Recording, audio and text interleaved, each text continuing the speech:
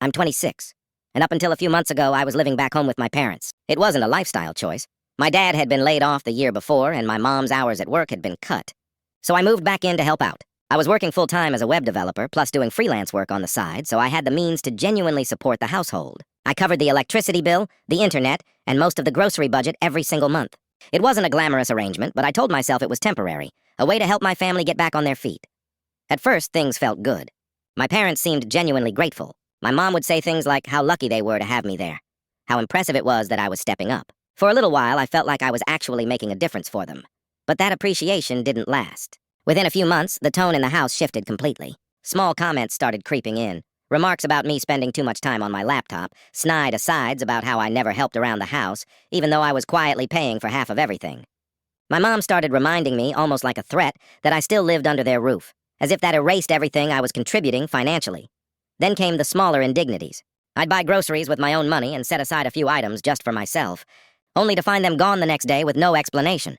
Just a shrug and an accusation that I was being selfish for wanting to keep anything for myself. One night I came home late from work to find my dad casually using my expensive noise-canceling headphones, the ones I relied on for freelance client calls, without asking. When I asked him to check with me next time, he scoffed and accused me of acting like I owned the place. I stayed quiet through all of it.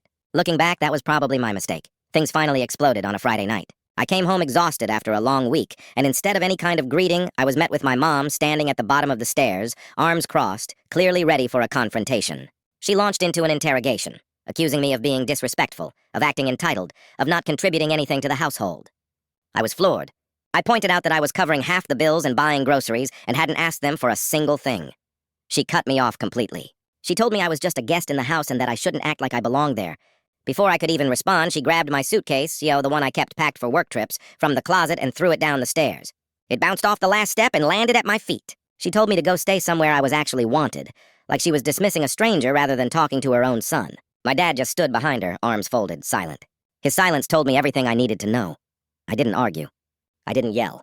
I just picked the suitcase back up, went upstairs and packed the rest of my things in total silence while my heart pounded in my chest. I felt numb, not yet angry, just stunned that this had actually happened. That night, I loaded my car quietly without slamming a single door and drove to a nearby hotel. I didn't have a plan yet. I just knew I couldn't go back. The anger arrived the next morning.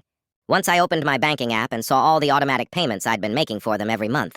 Electricity, internet, groceries, hundreds of dollars, month after month with no thanks and apparently no respect. So I canceled every single one. I removed my card from their power bill. I canceled the internet payment. I redirected my grocery budget toward my own new life. I didn't warn them. I figured they'd find out soon enough.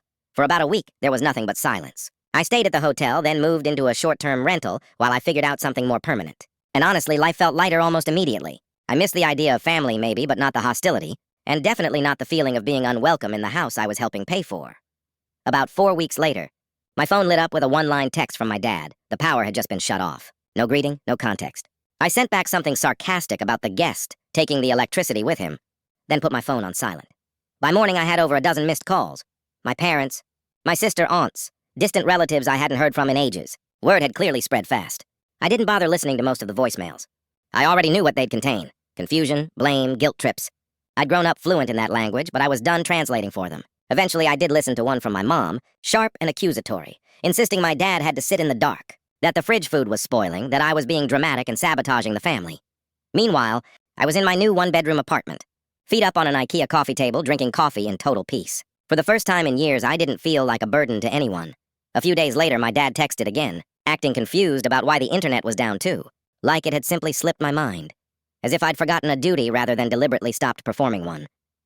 I typed and deleted several responses before settling on something non-committal. My sister called next. She's always been the golden child of the family, swooping in a few times a year with gifts and big gestures, then disappearing again. She didn't ask how I was doing. She went straight into accusing me of punishing our parents over hurt feelings. I calmly reminded her that they'd thrown my suitcase down the stairs and told me to leave. She scoffed, called me dramatic, and hung up irritated, though something in how the call ended made me think she wasn't entirely unbothered by what she'd heard. Another voicemail came from my mom, this one quieter, almost hurt, telling me this wasn't who I was. That family doesn't just walk away. For a second, that one actually got to me. Old guilt crept back in. But then I looked around my apartment, my own peaceful space, and reminded myself that I wasn't the one who'd walked away. They'd pushed me out and blamed me for no longer holding up their household. I wasn't obligated to keep patching over their pride. That weekend, I blocked their numbers, left one final message in the family group chat, and logged out for good. I thought that was the end of it. Until an urgent notice arrived by email from the power company, addressed to me, but for my parents' address.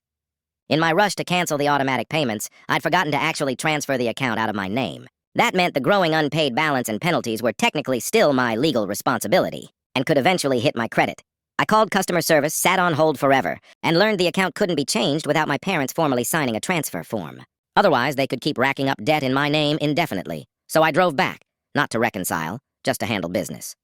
Standing on the porch again for the first time since the night I left felt surreal. My mom answered, arms crossed, clearly not happy to see me. I held out the form and told her she needed to sign it since she was the one using the power. She refused to even look at it properly and demanded I explain myself first. That's when everything I'd been holding in came out. I reminded her she was the one who called me a guest and threw me out, and now she wanted me to shoulder the bill for a house I no longer lived in. She tried to twist it, claiming they never told me to leave, that I'd chosen to storm off and was now punishing them publicly. I held firm. This wasn't revenge, just consequences. My dad appeared behind her, accusing me of overreacting by cutting everything off. I told them plainly, if they wanted to use the power and Wi-Fi, they needed to pay for it themselves. That's simply how adulthood and basic respect work. My mom insisted this was about more than bills, that I was breaking the family apart. I told her she'd broken it herself the night she made me feel like nothing more than a tenant in my own home. I left the form on the doorstep and walked away without looking back. A week later, an email confirmed the account had officially been transferred out of my name. No apology, just silence, which, honestly, was all I wanted at that point. Just when I thought I'd finally have peace, my cousin messaged me the day before Easter brunch, warning me something was off.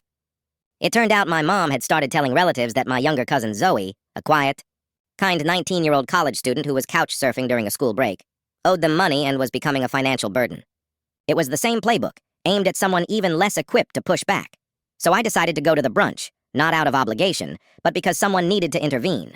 The backyard gathering looked like any normal family event. Folding chairs, fruit trays, pastel tablecloths.